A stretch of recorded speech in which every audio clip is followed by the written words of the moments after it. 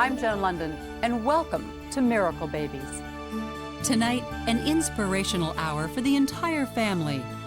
Expectant parents Felicia and Roberto Rodriguez went from pure joy to total devastation when doctors found a massive tumor in the chest of their unborn child.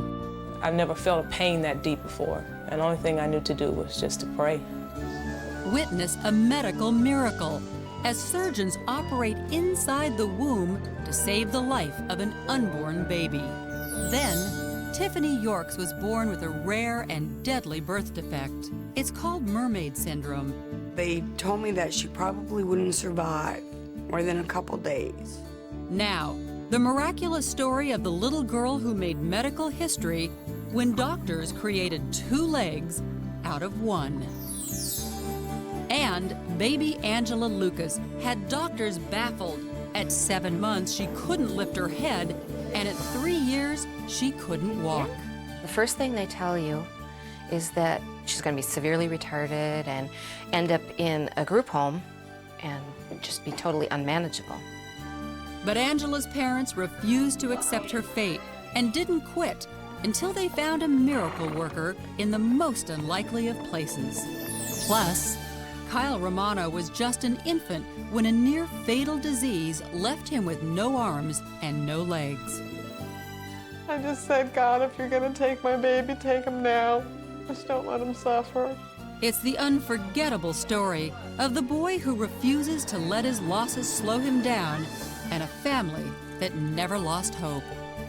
All true, all inspirational, all miracle babies.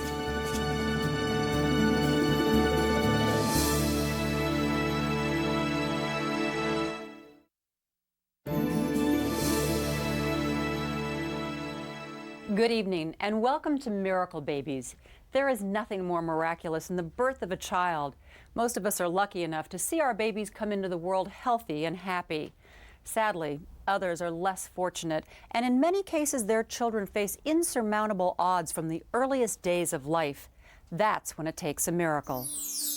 Roberto Rodriguez III is a happy, healthy 3-year-old who was a medical miracle before he was even born. Roberto's story takes us inside the womb and onto the cutting edge of medical science. This is Roberto's miraculous story. Beautiful South Palm Beach, Florida. High school sweethearts Felicia and Roberto Rodriguez moved there with their 5-year-old daughter Macy in 1995. After a few months, the young married couple decided to have a second child. We planned on maybe within the year, and it just happened a lot sooner than expected, yeah.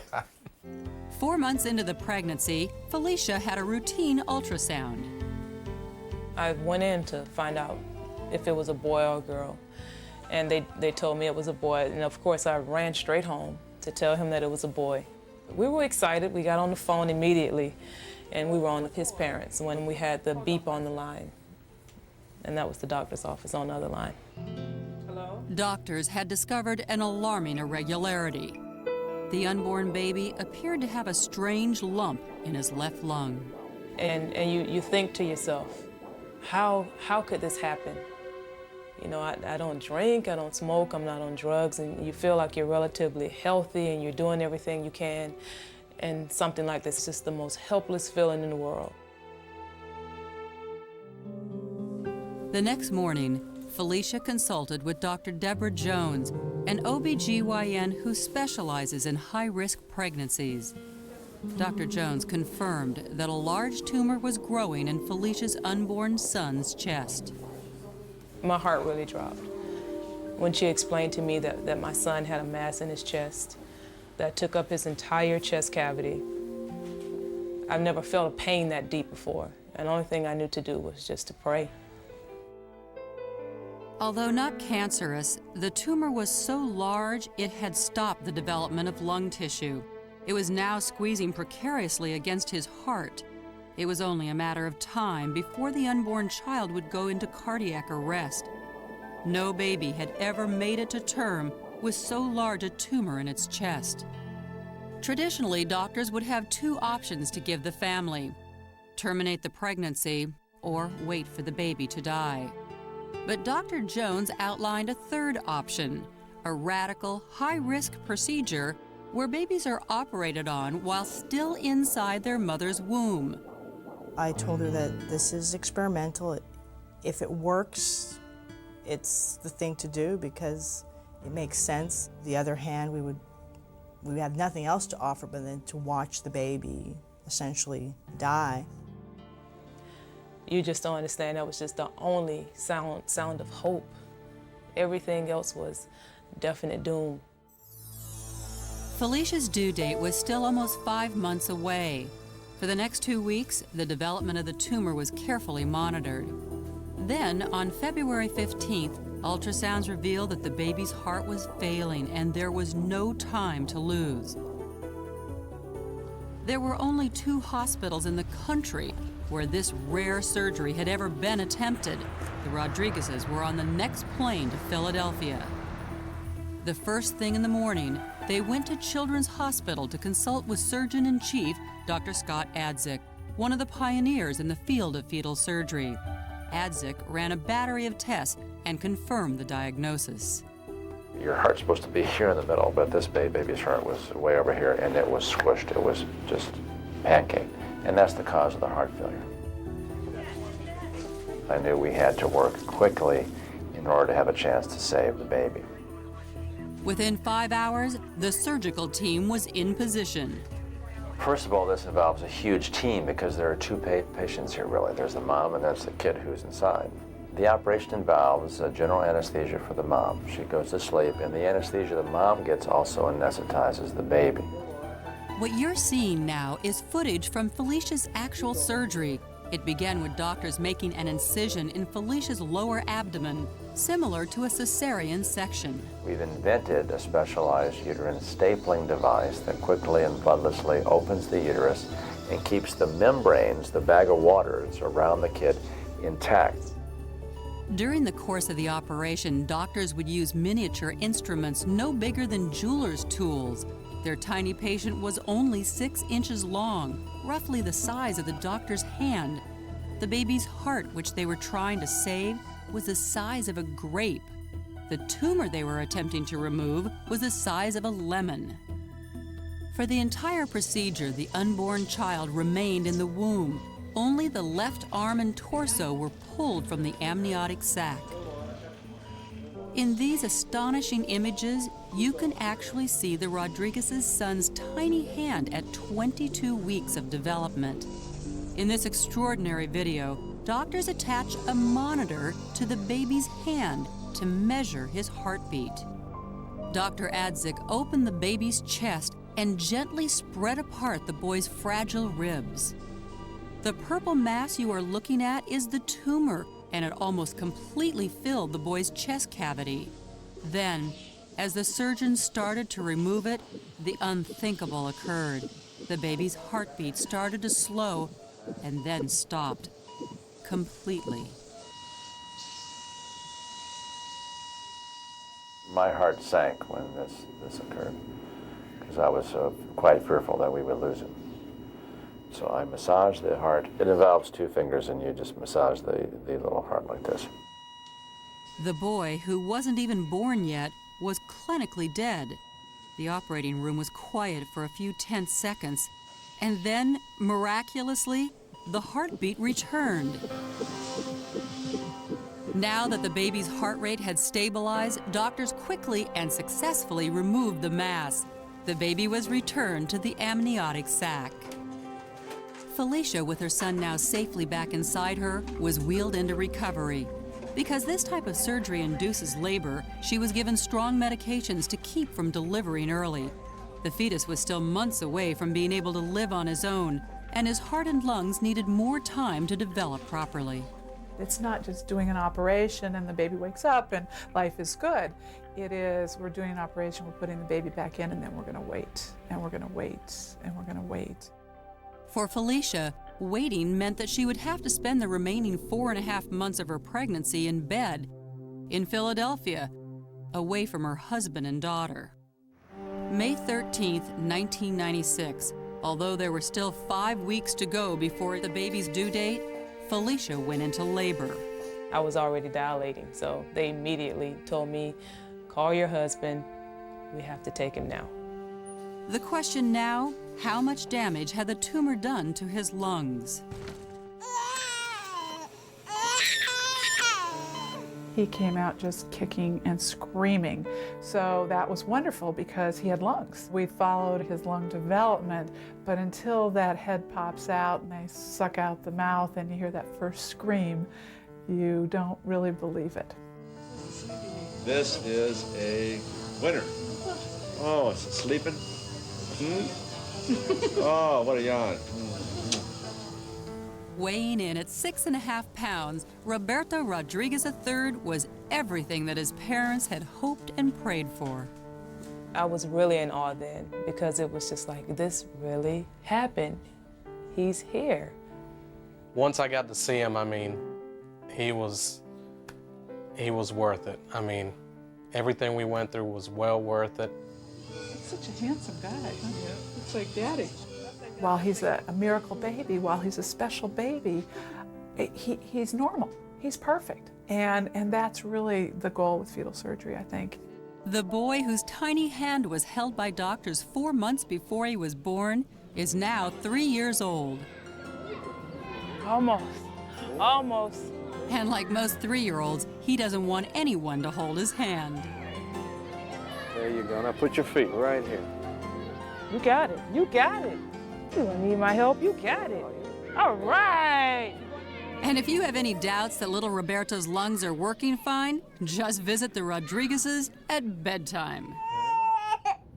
Now give Mommy a kiss.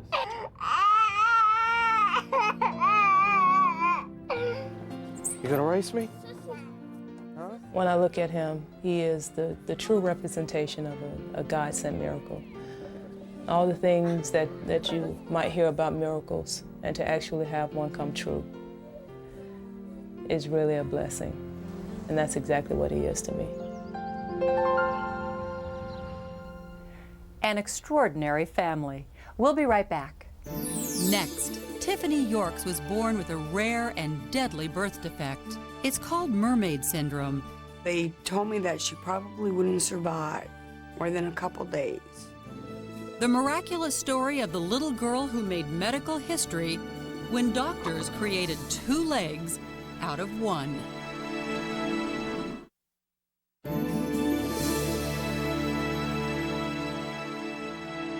Welcome back. Our next story is about a girl named Tiffany Yorks.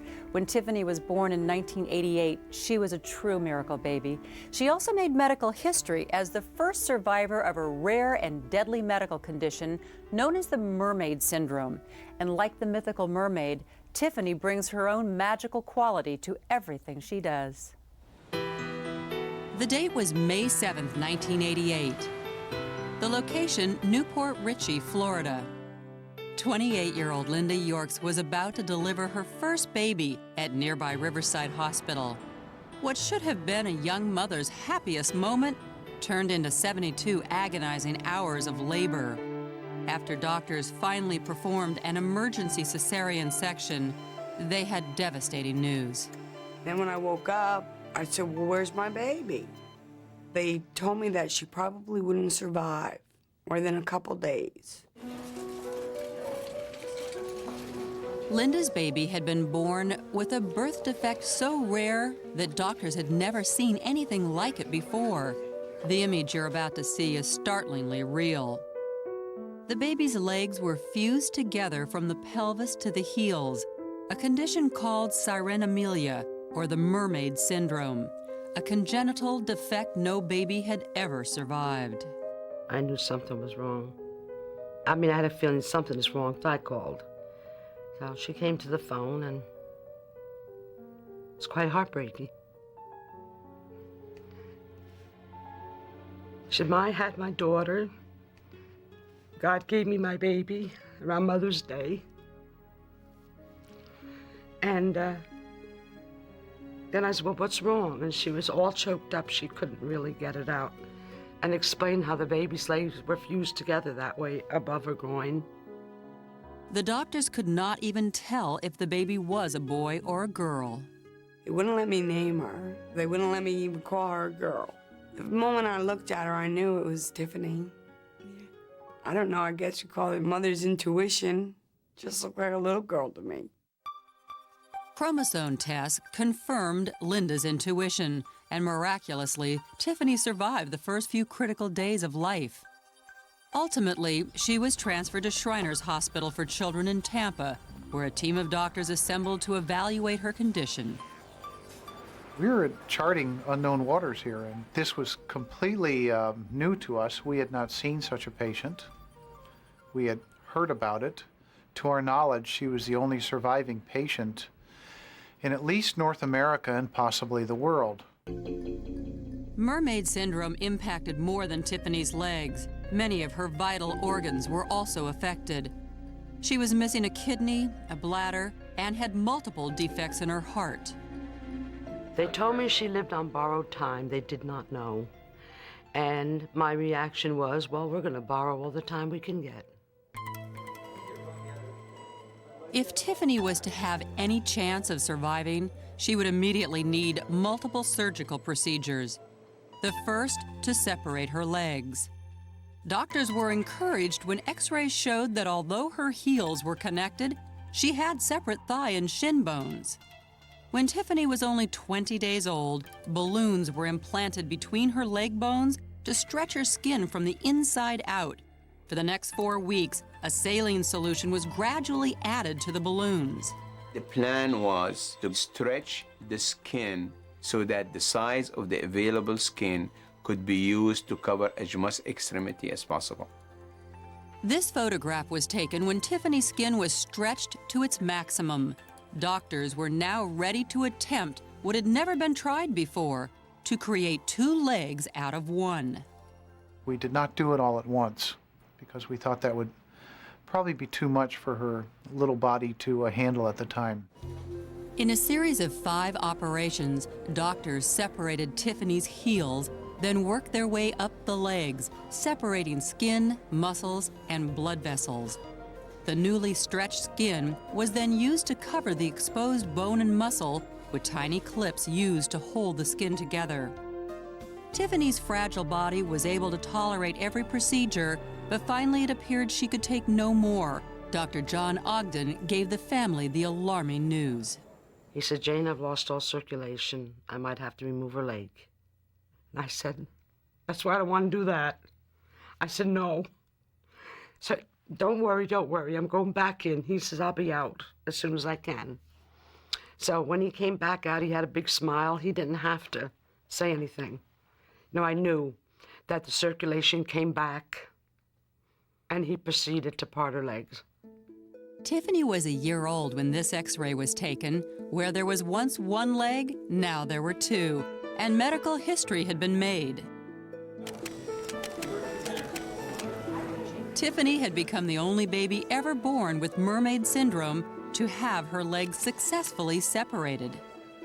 Let's say I'm overwhelmingly happy and in some ways surprised with what we've been able to accomplish with virtually no complications. I just love her so much, and I have nothing but, the most faith in the future that she will walk, and that will be the greatest day.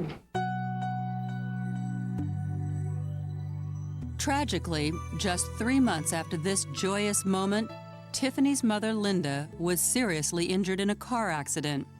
She was in a coma for months, resulting in a lifelong disability, leaving her unable to care for her young daughter. Tiffany's grandparents became her legal guardians. The little girl, who had already been through so much trauma, had even more medical challenges ahead. Operations to correct her heart defects and to construct a functioning urinary system. By the time Tiffany was 3, she had already undergone more than a dozen surgeries.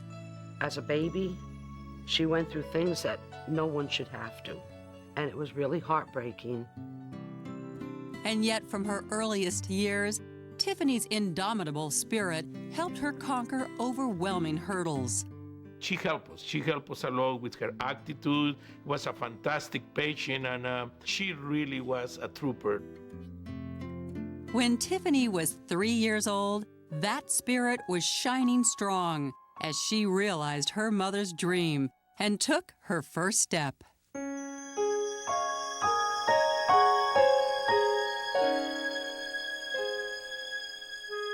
When she took her first step, we were all very excited. Everyone was just very much involved with the care of this child, from the nurses, the therapists, the doctors, and it was quite emotional for all of us.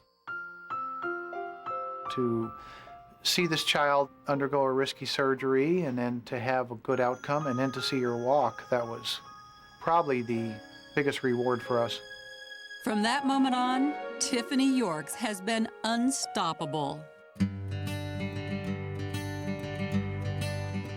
She likes to do everything.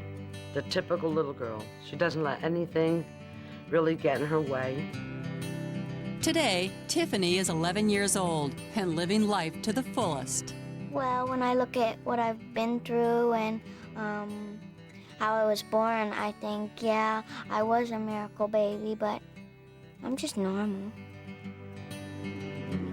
Tiffany still lives with her grandparents, has lots of friends and cousins to play with, and plenty of dreams for the future.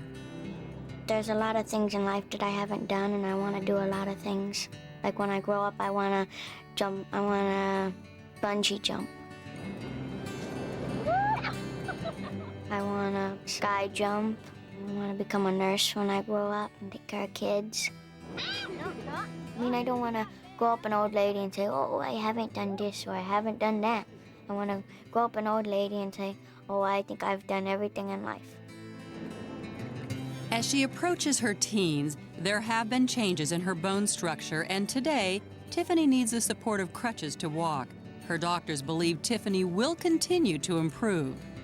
In the future, we plan to take the left leg and turn it in and hold it surgically to allow her to walk straighter. But we think we can take care of that relatively easily. In the meantime, Tiffany is showing no signs of slowing down. In fact, her favorite place to be is underwater, just like the mythical mermaid. Even though I'm born with something, I'm not gonna let life go by without me, you know, doing all the things that I wanna do. I'm not gonna let life pass me by. You know, you only live once. You have to have fun. Tiffany is an inspiration to us all. We'll be right back. Coming up next, baby Angela Lucas had doctors baffled. At 7 months, she couldn't lift her head, and at 3 years, she couldn't walk.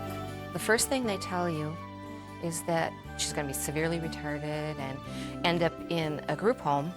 But Angela's parents refused to accept her fate and didn't quit until they found a miracle worker in the most unlikely of places.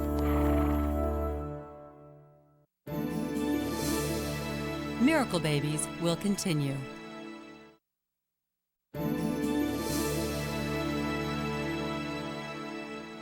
Welcome back. Many of the stories that you'll see here tonight are about extraordinary doctors and cutting-edge medical advances. But our next story is about an ordinary couple, Robin and Jenny Lucas, who took it upon themselves to find their own answers to their baby daughter's baffling illness.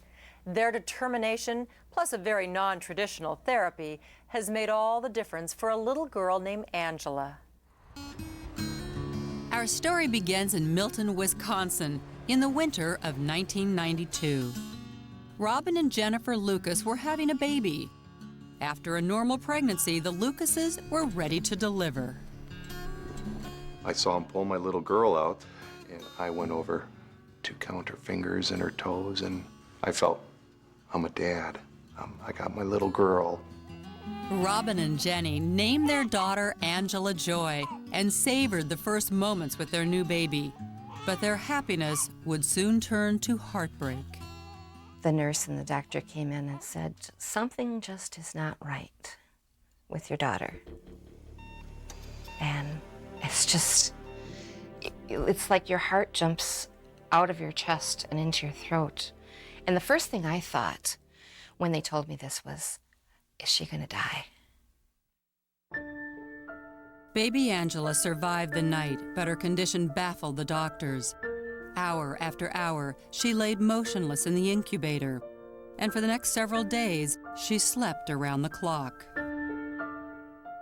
When you took her out of her blanket, it looked like in a biology class. You ever see a frog on a dissecting table? That's how her legs and her arms went. She just flopped. Angela was weak and could not nurse. She was in danger of becoming malnourished. She knows what's coming. There we go. Painfully, the only answer was a feeding tube that Robin and Jenny had to insert directly into Angela's stomach 8 times a day. Good, good. Good girl. Ooh. Genetic testing ruled out Down syndrome and cerebral palsy, but failed to diagnose Angela's condition. All the tests came back normal. They couldn't find anything definitive wrong with her. After 2 weeks in the hospital, Robin and Jenny returned home with their daughter. Immediately, Angela began physical therapy. She could barely stay awake, so the main thing that they were doing with her then was trying to get her to keep her eyes open, try to get her to turn her head from side to side, try to get her to kick her legs a little bit, move her arms a little bit. And she progressed really slowly. Okay, here we go, in the tub.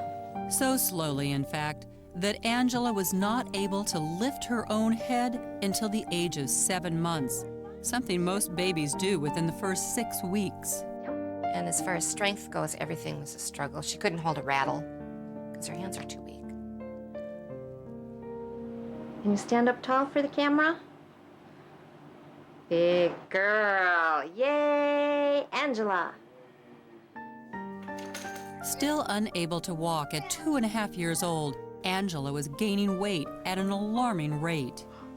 Hoping to find some answers of her own, a frustrated Jenny turned to the internet, searching through hundreds of medical websites. After spending countless hours online, she finally stumbled upon a medical database at the National Institutes of Health. I put all these search criteria into this database, and it came up with 6 or 8 different things, and I just narrowed it down to what I thought she might have, which is Prader-Willi syndrome. Doctors confirmed Jenny's diagnosis of Prader-Willi syndrome. This extremely rare genetic defect is defined by Angela's experience, the poor sucking reflex as an infant, and the poor muscle tone which kept her from walking. But left unchecked, the most dangerous symptom is a ravenous appetite and a difficulty in burning calories. The first thing they tell you is that you're going to have this weak child who can't keep up physically, who eats you out of house and home, to the point where you have to lock up your refrigerators and your cupboards. And she's going to be severely retarded and end up in a group home when she becomes an adult and just be totally unmanageable. Angela, now over 3 years old, still could not walk on her own. Doctors told Jenny and Robin that if Angela did not walk soon, she might not ever walk and would be confined to a wheelchair. The Lucases refused to give up and sought alternative therapies. It's okay. Nothing worked, until the day they took Angela to see a most unlikely therapist. A horse. Angela, look at that horse. The Lucases discovered the Midwest Therapeutic Equestrian Health Center, where many children with disabilities had successfully learned to walk. For someone that can't walk very well, they're going to feel what it's like to walk, basically. A horse's gait is very similar to theirs, so they're getting to feel what it's like. And some of them, they've never felt that before. So the muscles are being worked in a way that they would be if they were walking. Okay, you ready? June 18th, 1996. It was Angela's first time on a horse, and with every trip around the arena, her confidence grew. Up until that point, she always had to look up at us and depend on us. And now she's up above us, and at that moment, she was almost independent. And it's like, wow, I'm actually going to be able to let go of her someday.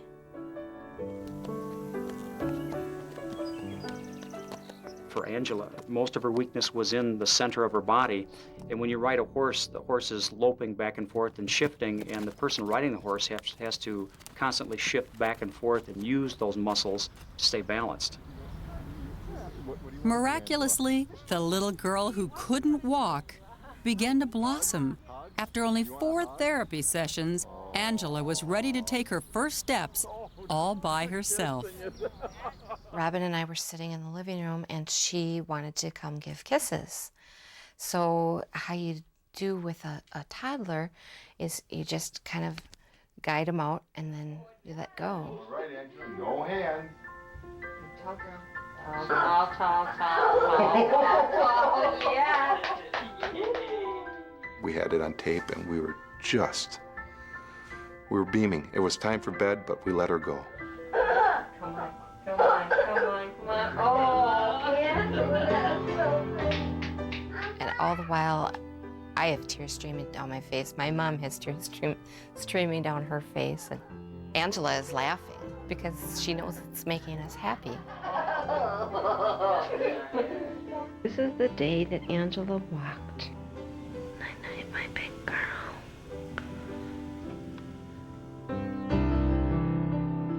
To see her from almost one day to the next, to be scooting on her bottom to get from point A to point B, and then all of a sudden walk up to me and give me a hug. It felt like a modern miracle. A, B, C, D, E, F, C. Angela is now almost 7 years old. A strict diet of 850 calories a day keeps her weight in check. Although the equestrian center is nearly 70 miles away, the Lucases continue to take Angela for her weekly sessions with her favorite horse, Cameo. Are you gonna trot on Cameo today? Yes. Yes? A little trot or a big trot? This one. All right. Ah! Did she blow in your ear? Yeah. Was she giving you kisses? Yeah. She wants you to pet her. With Angela, she works on strengthening her leg muscles. She'll do a lot of sit to stand, doing like a half seat or a 2-point where she stands up in her stirrups. And she thinks that's a lot of fun, but she doesn't know it's strengthening her leg muscles. There you go. We also work on numbers and spelling, you know, incorporating some things she'd work in school too. How many legs do you have? 2. How many does Cameo have? 5? Since the horseback riding therapy has begun, she's gotten very close to children her same age. She runs and plays with children her age, and there's no reason to expect that she will not live a long, normal, and healthy life. Get it in, get it in, get it in. Yay! For the first 3 years of her life, each birthday was grief. Stand up. What happened? What did we do wrong? Why me? Why did this happen to me? Now, she's so wonderful. I ask myself, why me? Why did I deserve such a wonderful child?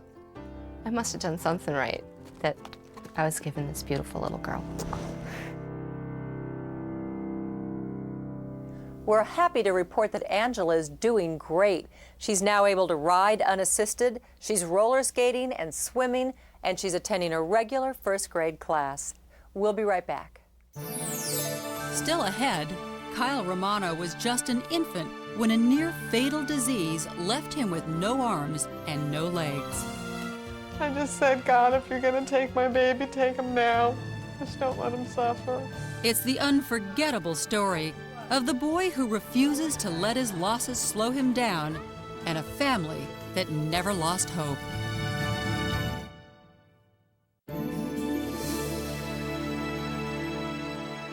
Welcome back.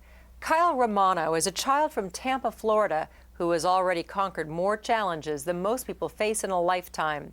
At 14 months, a deadly case of meningitis spared his life, but cost him both his arms and legs.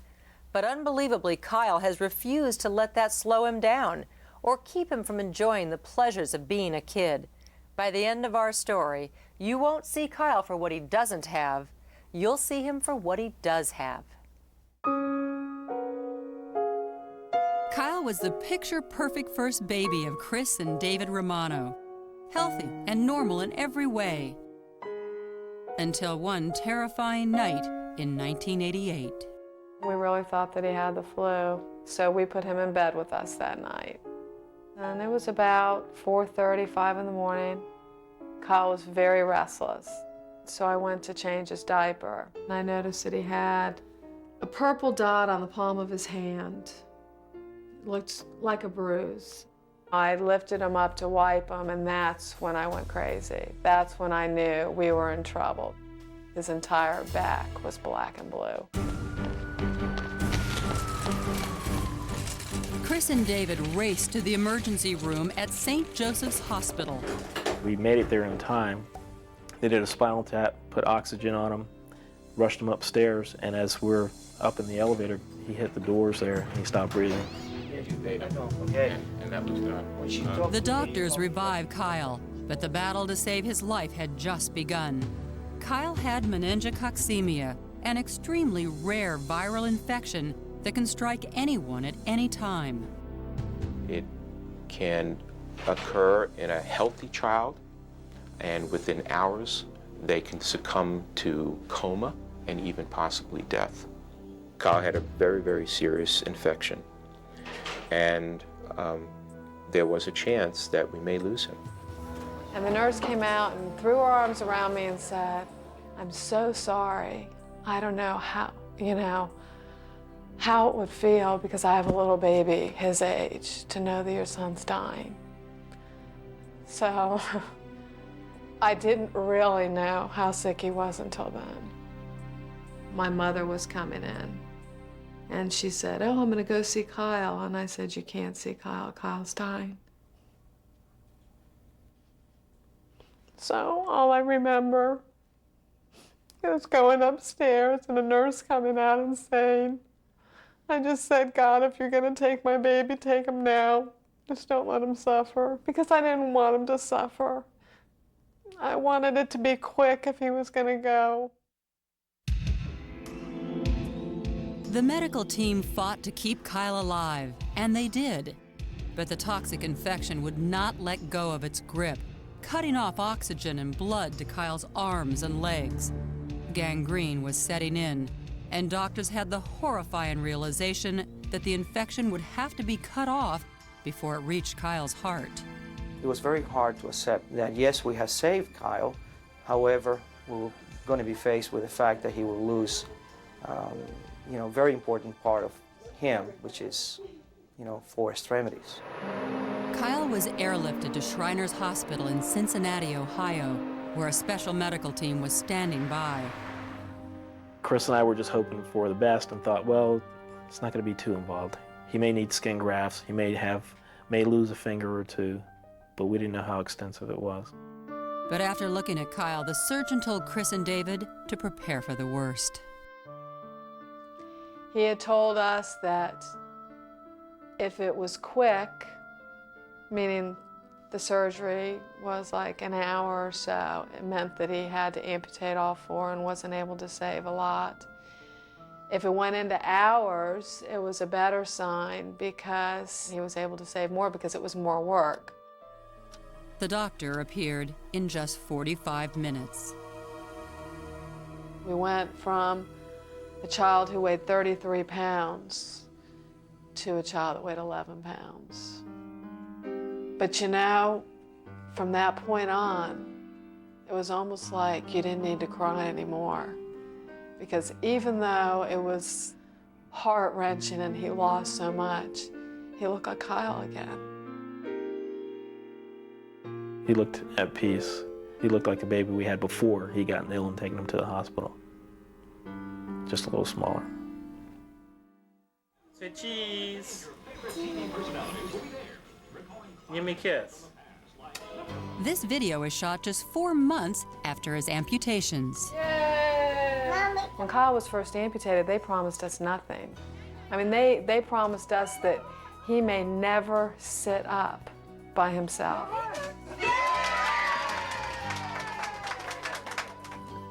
He may never feed himself. He may never do anything for himself, because he was a quad amputee so short. By the time these pictures were taken, when Kyle was 10, no one was telling the Romanos what Kyle could or couldn't do. The one thing we've been looking for Kyle from the start is a matter of independence for him. You don't have the right cup with the right leg. He's pretty independent now as he is, but we want him to be able to grow in that independence as an adult. An important part of that growing independence has been Kyle's canine companion, Sandy, who provides important emotional support as well as help with simple tasks around the house and also at school. Drop it. Go, puppy! She sleeps with me every night on the end of my bed. Sometimes before I go on the bed, she goes on my bed and takes my pillow. Kyle is a straight-A student with an insatiable thirst for knowledge. And during this cooperative writing assignment, it's clearly Kyle who's in charge. Okay, Jerry. No, wait, you pick it up from here. Okay. His classmates accept Kyle for who he is, not for what he looks like. Kyle, if I bump into the wall, I'm gonna kill you. Your mark, get set, go. I think Kyle is really neat because he can do cool things, and he plays with me a lot, and he's like one of my best friends. Well, he is my best friend. No. He's one of my best friends. He is my best friend. That's not a little boy that just rolls well. That's a little boy that has everything that it takes to be a wonderful boy and a wonderful man. And I get angry when people look at him differently. And he's just a regular kid with an exceptional body and is able to get past all the barriers that many of us can't get past. I don't want people to say that this kid looks weird and stuff. I have a normal personality and everything, just my limbs are gone. And I'm special because my limbs are gone. But everybody's special in their own way. When the neighborhood kids play their regular game of street hockey, they play Kyle style. If it goes underneath Kyle's wheelchair, we count it as a block. Yeah. Oh! Kent is Kyle's younger brother and his best friend. I mean, they fight like any normal brother relationship. Since Kent was like 2 years old, they just are pretty much inseparable. I like Ken as my brother. I think he's the best brother in the world. It's Kyle's choice not to use prosthetics. He's tried them, but says they slow him down.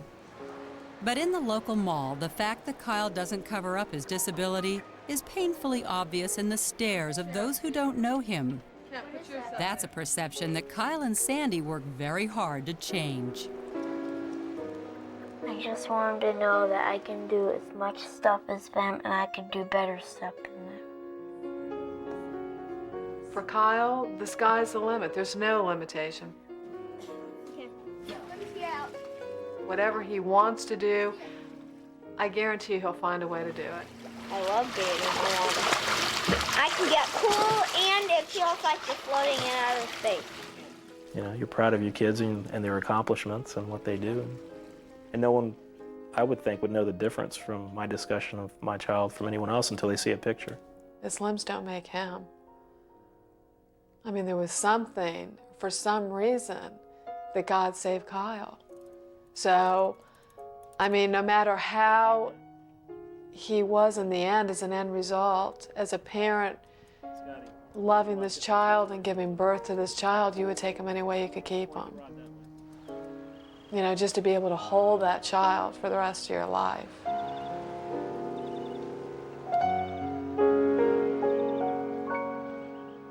Kyle Romano reminds us all about the strength of the human spirit.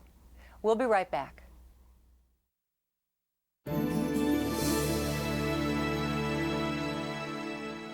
We hope you've been as touched and inspired by these miracle babies as we have been. We'd like to thank each of our families for sharing their very personal stories with us and for reminding us that miracles really do happen. I'm Joan London. Good night.